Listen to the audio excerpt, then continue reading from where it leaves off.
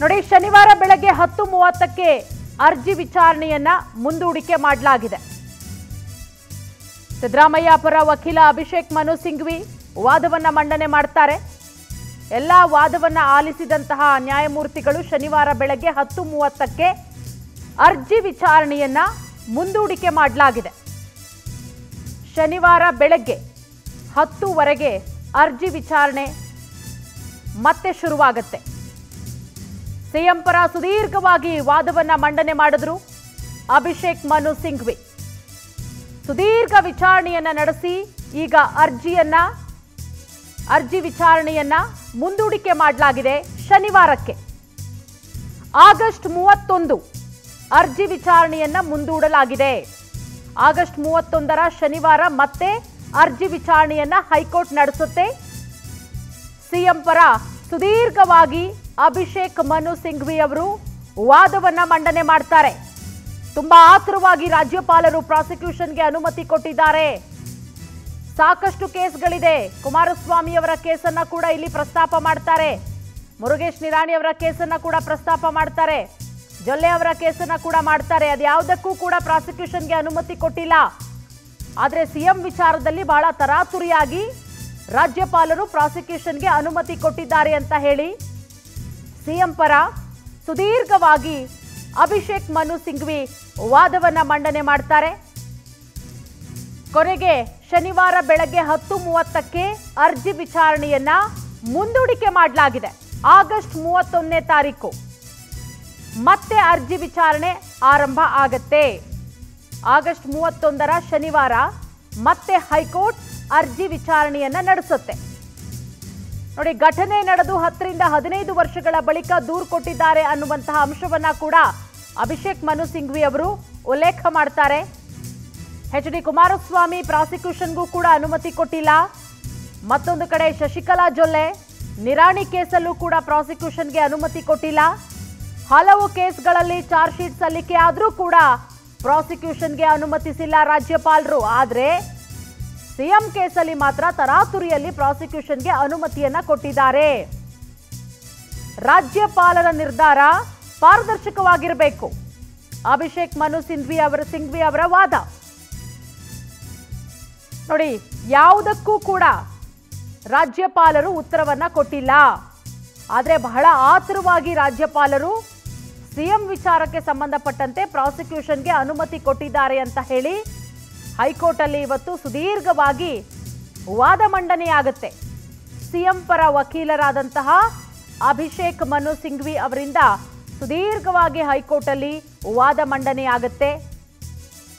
ನಂತರ ಶನಿವಾರಕ್ಕೆ ಮುಂದೂಡಿಕೆ, ಅರ್ಜಿ ವಿಚಾರಣೆಯನ್ನ ಮುಂದೂಡಿರೋದು ಮತ್ತೆ ಶನಿವಾರ ಶುರುವಾಗುತ್ತೆ ಬೆಳಗ್ಗೆ 10:00ವರೆಗೆ.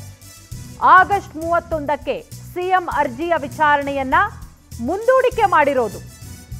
ಶನಿವಾರ ಬೆಳಗ್ಗೆ 10:30ಕ್ಕೆ ಅರ್ಜಿ ವಿಚಾರಣೆ ಮತ್ತೆ ಆರಂಭ ಆಗುತ್ತೆ. ನೋಡಿ, ಶನಿವಾರ ಬಹುತೇಕ ವಾದ ಪ್ರತಿವಾದಗಳು ಮುಕ್ತಾಯ ಆಗುವಂತಹ ಸಾಧ್ಯತೆ ಇದೆ. ಸಿಎಂ ಸಿದ್ದರಾಮಯ್ಯಗೆ ಇನ್ನೂ 2 ದಿನ ರಿಲೀಫು. ನೋಡಿ, ಕಳೆದ 10 ದಿನಗಳ ಹಿಂದೆ ವಾದ ಪ್ರತಿವಾದಗಳಾಗುತ್ತೆ. ಇವತ್ತಿಗೆ ಅದು ಮುಂದೂಡಿಕೆ ಆಗುತ್ತೆ. ಇವತ್ತು ಕೂಡ ಸುದೀರ್ಘವಾಗಿ ವಾದಗಳಾಯಿತು. ಅಭಿಷೇಕ್ ಮನು ಸಿಂಘ್ವಿ ಅವರು ಸಿಎಂ ಪರ ವಕೀಲರು ಆಗಸ್ಟ್ 19ರಂದು ನೀಡಿದಂತಹ ಮಧ್ಯಂತರ ಆದೇಶ ಯಥಾಸ್ಥಿತಿ ಕಂಟಿನ್ಯೂ. ಇನ್ನೂ 2 ದಿನ, ಇವತ್ತು ಹಾಗೆ ನಾಳೆ. ಶನಿವಾರ ಬೆಳಗ್ಗೆ 10:30ಕ್ಕೆ ಮತ್ತೆ ಎಗೇನ್ ವಾದ ಪ್ರತಿವಾದಗಳು ನಡೆಯುತ್ತೆ. ಸೊ ಅವತ್ತು ಒಂದು ಅಂತಿಮ ಆಗುವಂತಹ ಸಾಧ್ಯತೆಗಳು ಕೂಡ ಇದೆ. ಇನ್ನೂ 2 ದಿನ ಸಿದ್ದರಾಮಯ್ಯ ಅವರಿಗೆ ರಿಲೀಫ್ ಸಿಕ್ಕಂತೆ. ಪ್ರಾಸಿಕ್ಯೂಷನ್ ಅನ್ನ ರದ್ದು ಮಾಡಬೇಕು ಅಂತ ಹೇಳಿ ಹೈಕೋರ್ಟ್ಗೆ ಅರ್ಜಿ ಸಲ್ಲಿಸಿದ್ದು. ಇದೆಲ್ಲದರ ಬಗ್ಗೆ ಮತ್ತಷ್ಟು ಮಾಹಿತಿ ಕೊಡ್ತಾರೆ ನಮ್ಮ ಪ್ರತಿನಿಧಿ ದೀಪಾ. ಈಗ ನಮ್ಮ ಜೊತೆಗೆ ನೇರ ಸಂಪರ್ಕಕ್ಕೆ ಜಾಯ್ನ್ ಆಗಿದ್ದಾರೆ. ದೀಪಾ, ಸುದೀರ್ಘವಾಗಿ ವಾದ ಮಂಡನೆಯನ್ನ ಮಾಡ್ತಾರೆ. ಸಿಎಂ ಪರ ಹಿರಿಯ ವಕೀಲರಾದಂತಹ ಅಭಿಷೇಕ್ ಮನು ಸಿಂಘ್ವಿ ಅವರ ವಾದ ಏನಾಗಿತ್ತು, ಈಗ ಶನಿವಾರಕ್ಕೆ ಮತ್ತೆ ಮುಂದೂಡಿಕೆಯಾಗಿದೆ. ಮತ್ತಷ್ಟು ಮಾಹಿತಿ, ಶನಿವಾರಕ್ಕೆ ಎಲ್ಲವೂ ಕೂಡ ಮುಗಿಯುತ್ತಾ, ಹೇಗೆ ಅಂತ ದೀಪಾ? ಪೂರ್ಣ ಪೂರ್ಣಿಮಾ, ನಿಜ ಇವತ್ತು ಕೂಡ ಸುದೀರ್ಘವಾದಂತಹ ವಾದ ಪ್ರತಿವಾದಗಳಾಗಿದೆ.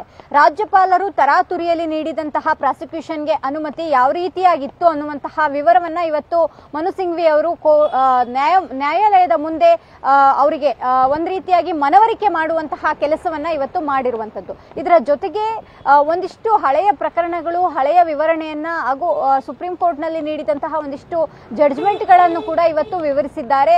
ಆ ಬಗ್ಗೆಯೂ ಕೂಡ ಇಲ್ಲಿ ಉಲ್ಲೇಖವನ್ನ ಮಾಡಿರುವಂತಹದ್ದು. ಇದರ ಜೊತೆಗೆ ಯಾರು ಕಂಪ್ಲೇನೆಂಟ್ ಇದ್ದಾರೆ, ಅಂದ್ರೆ ಯಾರು ಕಂಪ್ಲೇಂಟ್ ದೂರುದಾರರಿದ್ದಾರೆ, ಅವರ ಒಂದಿಷ್ಟು ವಿವರಗಳನ್ನು ಕೂಡ ಇವತ್ತು ಅಲ್ಲಿ ಮನವರಿಕೆ ಮಾಡಿಕೊಡುವಂತಹ ಕೆಲಸವನ್ನ ಇವತ್ತು ಮನು ಸಿಂಘ್ವಿ ಅವರು ಮಾಡಿರುವಂತಹದ್ದು. ಎಲ್ಲ ವಾದ ಪ್ರತಿವಾದಗಳನ್ನ ಆಲಿಸಿದಂತಹ ನ್ಯಾಯಮೂರ್ತಿಗಳು ಇವತ್ತು 2 ದಿನಗಳ ಕಾಲ ಈ ಒಂದು ವಿಚಾರಣೆಯನ್ನ ಮುಂದೂಡಿಕೆ ಮಾಡಿದ್ದಾರೆ. ಸದ್ಯಕ್ಕೆ ಸಿಎಂ ಸಿದ್ದರಾಮಯ್ಯ ಅವರಿಗೆ 2 ದಿನಗಳ ಕಾಲ ರಿಲೀಫ್ ಅಂತ ಹೇಳ್ಬಹುದು.